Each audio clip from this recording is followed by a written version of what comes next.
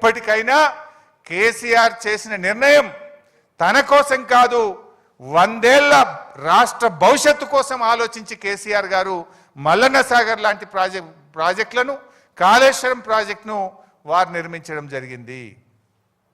ఇక ఉత్తమ్ కుమార్ రెడ్డి నిన్న ఇంకో మాట మాట్లాడి ఆయన మాట్లాడుకుంటూ, లేదు మేము ప్రాణహిత చేవెళ్ళ ప్రాజెక్టులో అదేంది 11,000 కోట్ల రూపాయలు ఖర్చు పెట్టినాం, రాష్ట్రం ఏర్పడే వరకే దాదాపు 32% ఖర్చు పెట్టినాం అన్నాడు.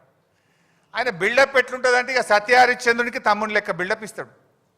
సత్యహరిశ్చంద్రుడే దిగచ్చిండా, అబ్బా ఉత్తమ్ కుమార్ రెడ్డి ఇంత నిజాయితీగా మాట్లాడిండా అని మాట్లాడతాడు.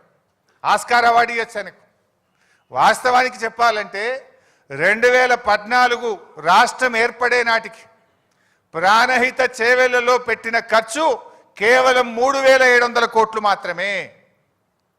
మీరు చేసిన పనులు కేవలం 3,700 కోట్లు మాత్రమే, నాట్ ఈవెన్ 10%.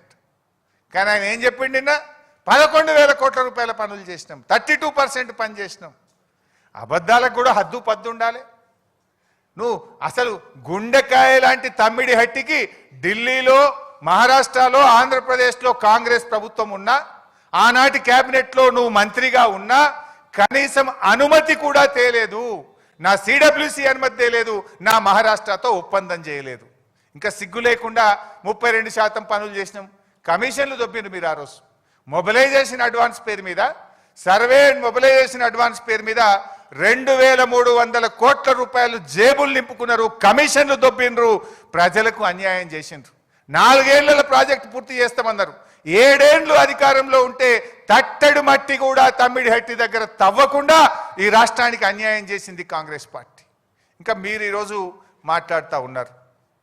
ఇకపోతే కాళేశ్వరం మీద నిన్న గవర్నమెంట్ ఒక 60 పేజీల రిపోర్ట్ బయట పెట్టింది. సరే, నేను ఇందాకే చెప్పిన నిజాలేంది అబద్ధాలేంది 650 పేజీల రిపోర్ట్ పెట్టే బయటకు వస్తుంది. బట్ నిన్న గవర్నమెంట్ చెప్పిన దాంట్లో 4 అంశాలు ప్రధానంగా చెప్పారు. ఒకటేమో తమ్మిడిహట్టి నుంచి మేడిగడ్డకు మార్చినటువంటిది అది సిన్సియర్గా, హానెస్ట్గా అనిపించలేదు అనేది ఒక కామెంట్ చూశాను నిన్న. రెండవది, రిటైర్డ్ ఇంజనీర్లు మేడిగడ్డ దగ్గర నిపుణుల కమిటీ మేడిగడ్డను వద్దన్నదని ఒక 50 సార్లు రాసినారు నిన్న. దాని సంగతి ఏందో ఇప్పుడు బట్టలు పెట్టేట్టు చెప్తా వీళ్ళది. నిపుణుల కమిటీ మేడిగడ్డను వద్దన్నదట.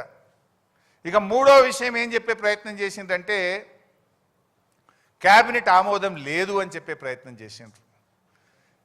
ఈ 3-4 విషయాల మీద నేను ఆరోపణలు చేయను, నిజాలు ఆధారాలతో సహా చూపిస్తాను. సో ఫస్ట్ దానికి పోదామిగా. తమ్మిడిహట్టి వద్ద నీటి లభ్యత లేకపోవడం, అసలు అది తమ్మిడిహట్టి నుంచి మేడిగడ్డకు మార్చడం మాకేదో సిన్సియర్గా అనిపించలేదు అన్నారు. ఒకసారి లెట్ us సీ దట్. ఇది నేను చెప్తున్నది అయితే కాదు, ఇది కేంద్ర ప్రభుత్వం సెంట్రల్ వాటర్ కమిషన్ మనకు రాసిన లేఖ, లెటర్ నంబర్ 1. ఇది 18/2/2015 మన రాష్ట్రానికి వచ్చింది. ఇందులో ఏం రాశారో ఒకసారి చదివి వినిపిస్తాను.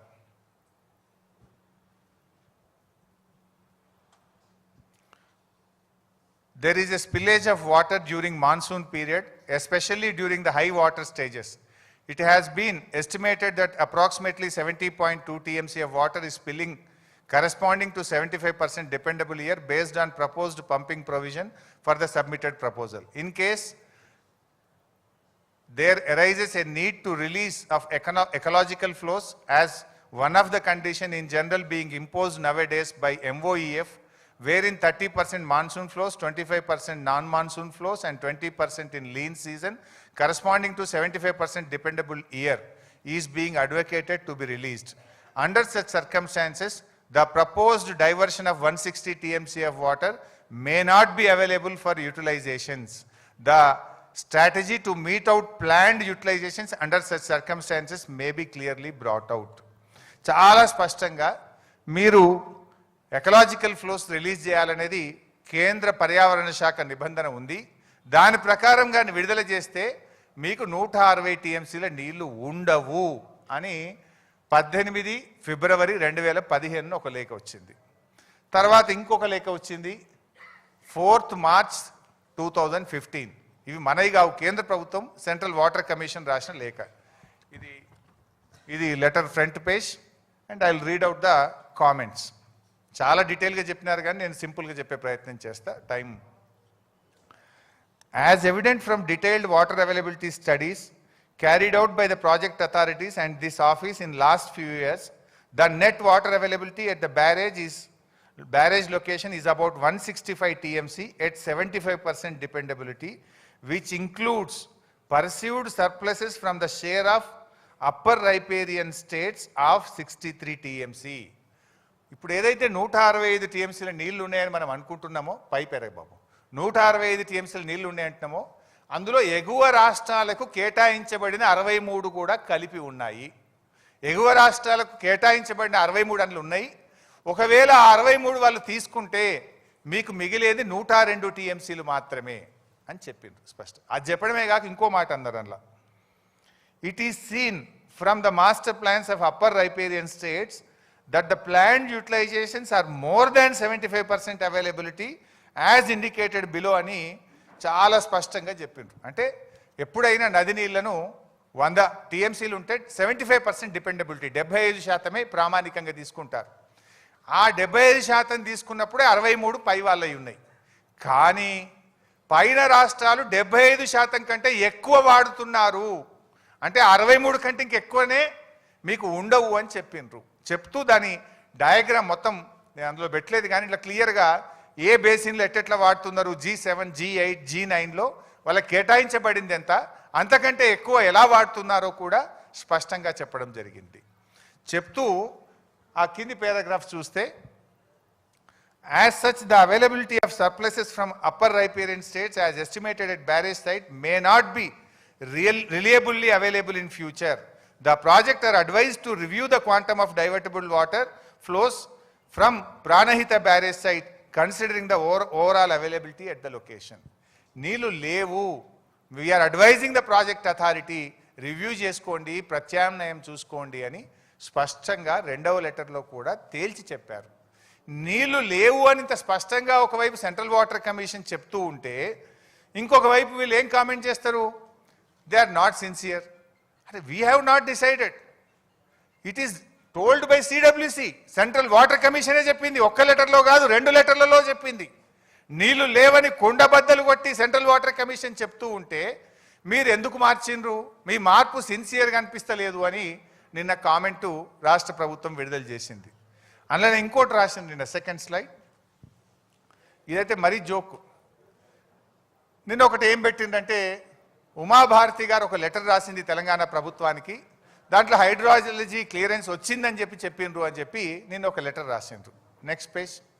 అదే ఉమాభారతి రాసిన లెటర్లో నేను మీడియాకు కూడా ఈ ఫుల్ లెటర్ రిలీజ్ చేస్తాను. నిన్న గవర్నమెంట్ రిలీజ్ చేయలేదు, I will release the full letter. Next slide. అదే ఉమాభారతి గారు రాసిన లెటర్లోనే ఉంది నీళ్లు లేవు అని. యు సీ బాబు డిస్టర్బ్ చేయొద్దు నాన్న ప్లీజ్, డిస్టర్బ్ చేయొద్దు నాన్న, చైర్లు వద్దు, డిస్టర్బ్ చేయకండి, 5 minutes ప్లీజ్. అదే ఉమాభారతి గారు రాసిన లెటర్లోనే పూర్తిగా పెట్టిపోం, పేజ్ నెంబర్ 3లో ఆవిడే క్లియర్గా చెప్పింది. మీరు లాస్ట్ లైన్ చూడండి. Under such circumstances the proposed diversion of 160 TMC of water may not be available for utilizations. The strategy to meet out planned utilizations under circumstances need to be clarified. Uma Bharti గారే రాసిండ్రు, నీళ్లు లేవు, 160 TMCల నీళ్లు ఉండవు, మీరు ప్రత్యామ్నాయం ఆలోచించుకోండి అని ఆ లెటర్లోనే రాసిండ్రు. కానీ నిన్న కమిషన్ రిపోర్ట్ పేరిట నిన్న రాష్ట్ర ప్రభుత్వం చేసిన డ్రామా ఏంది, అప్పటికే హైడ్రాలజీ క్లియరెన్స్ వచ్చిందని ఉమాభారతి రాసిండ్రు అన్నారు. ఇది ఉమాభారతి గారి లెటరు. ఆ లెటర్లోనే చాలా స్పష్టంగా 160 TMCల నీళ్లు లేవుగాక లేవు అని తేల్చి చెప్పారు. ఇది ఉమాభారతి గారి లెటరు. దీని తర్వాత ఉమాభారతి కింద ఉండే సెంట్రల్ వాటర్ కమిషన్ ఫిబ్రవరి నెలలో ఒకటి, మార్చి నెలలో ఒకటి కూడా నీళ్లు లేవు, ఉండవు, ప్రత్యామ్నాయం చూసుకోండి అని చెప్పింది. 3 ఆధారాలు ఉన్నాయి. ఇక ఇంత స్పష్టంగా ఉంటే వీళ్ళు దాన్ని తప్పుదో పట్టించే ప్రయత్నం చేస్తున్నారు. Next slide. అసలు తుమ్మిడిహట్ నుంచి ఎందుకు మార్చాల్సి వచ్చింది? ఇప్పుడు మీకు 3 ఆధారాలు చూపించాను. CWC 2 లెటర్లు, ఉమాభారతి లెటర్ నీళ్లు లేవు. దెన్ మహారాష్ట్ర గవర్నమెంట్ 152 మీటర్ల ఎత్తులో బ్యారేజ్ నిర్మించడానికి ఒప్పుకునేది లేనే లేదు అని చెప్పింది. దానికి 7 ఏళ్ళు అప్పటి కాంగ్రెస్ ప్రభుత్వం అప్పుడు అదే చెప్పిండ్రు. నేను 1 సంవత్సరం పాటు కేసీఆర్ గారు, మా ఇంజనీర్లు, మా అధికారులు, నేను కూడా స్వయంగా వెళ్ళి మహారాష్ట్రను ఒప్పించే ప్రయత్నం చేస్తే ఒప్పుకునే ప్రశ్నే లేదని తేల్చి చెప్పిండ్రు. రెండో పాయింట్, అక్కడ చాప్రాల్ వైల్డ్ లైఫ్ ఉంది. అసలు చాప్రాల్ వైల్డ్ లైఫ్ ఉన్నటువంటి చోట ఎవడన్నా బ్యారేజ్ కడతాడా? సుప్రీంకోర్టు నుంచి అనుమతి రావాలంటే 10 ఏళ్ళు పట్టినా రాదది. అంటే నీళ్ళు ఇచ్చే ఉద్దేశం కాదు, నీళ్లు లేని చోట ఇరికిచ్చిండ్రు, అంతర్రాష్ట్ర ఒప్పందాల్లో కిరికిర్లో ఇరికిచ్చిండ్రు, చాప్రాల్ వైల్డ్ లైఫ్లో కిరికిచ్చిండ్రు. అంటే మీరు అసలు తమ్మిడిహట్టి దగ్గర